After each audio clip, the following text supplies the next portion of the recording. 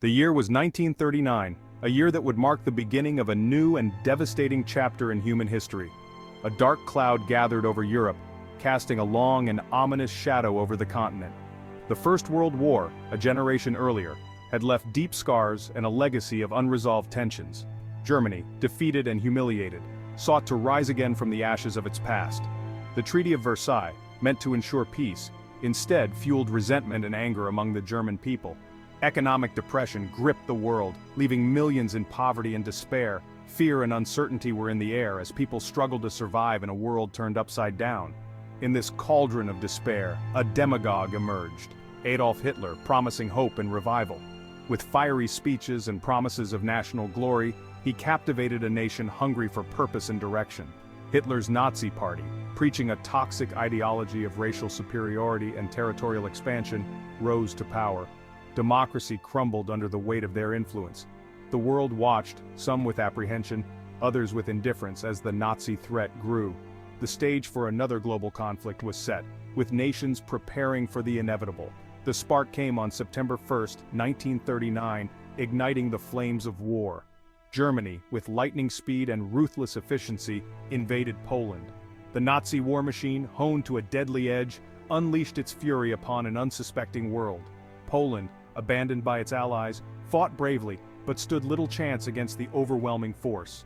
2 days later, Britain and France declared war on Germany, marking the official start of the conflict. World War II had begun, plunging the world into a darkness that would last for years. Hitler's ascent was swift and calculated. He exploited the economic misery of post-war Germany, a nation reeling from the harsh terms of the Treaty of Versailles. He preyed on the nation's wounded pride and the collective sense of betrayal. He offered simple solutions to complex problems, promising to restore Germany to its former glory. His message resonated deeply with a desperate populace. The Nazi Party, once a fringe group, gained mainstream appeal, attracting a wide array of supporters. Through intimidation and relentless propaganda, Hitler silenced dissent and opposition, creating an atmosphere of fear. He consolidated his power, becoming Führer, the absolute ruler of Germany, with unchecked authority. He rebuilt the German military, violating the Treaty of Versailles and preparing for future conquests. He set his sights on expansion. Austria was annexed with little resistance. Czechoslovakia was next in his ambitious plans. The world seemed powerless to stop him, as appeasement policies failed to curb his aggression. His ambition, however, extended far beyond reclaiming lost territory. He envisioned a new order in Europe. Hitler envisioned a vast German empire stretching across Eastern Europe, subjugating entire nations. He believed in the superiority of the Aryan race, a dangerous and delusional ideology, and the inferiority of others, particularly Jews, whom he blamed for Germany's troubles. His twisted ideology would have devastating consequences for millions, leading to the horrors of the Holocaust. The Nazi war machine, fueled by Hitler's ambition and ruthless strategies, seemed unstoppable in the early years of World War II. Blitzkrieg, a new form of warfare, combined rapid tank movements with overwhelming air power. Poland fell quickly, unable to withstand the ferocity of the German assault. Denmark, Norway, the Netherlands, Belgium and France followed in quick succession, each falling under the relentless advance of the German forces. Europe trembled before the Nazi onslaught. Britain, however, stood defiant, with Prime Minister Winston Churchill rallying the nation. The Battle of Britain, fought in the skies above England, became a turning point in the war. The Luftwaffe launched relentless attacks, but the British held their ground. The Royal Air Force, though outnumbered and facing immense pressure, held firm against the Luftwaffe, showcasing incredible bravery and skill. Hitler's plan to invade Britain was thwarted, marking the first major defeat for the Nazi regime.